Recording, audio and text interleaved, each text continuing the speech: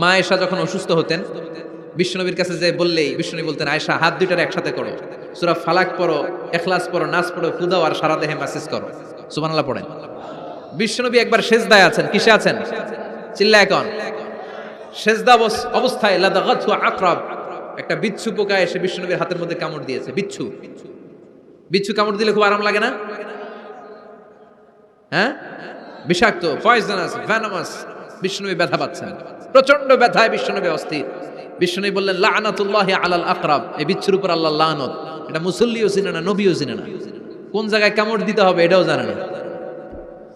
কিন্তু কামড় দিয়েছে, ব্যথায় কাতরাচ্ছে। বিশ্বনবী বললেন, লবণের পানি গরম দাও, আঙ্গুলের উপরে ঢালো। লবণের পানি গরম দিয়ে আঙ্গুলের উপরে ঢালতে শুরু করে দিল। বিশ্বনবী পড়তে আরম্ভ করলো, কুল হুয়াল্লাহু আহাদ আল্লাহুস সামাদ লাম ইয়ালিদ ওয়া লাম ইউলাদ ওয়া লাম ইয়াকুল লাহু কুফুয়ান আহাদ। পড়েন সুবহানাল্লাহ।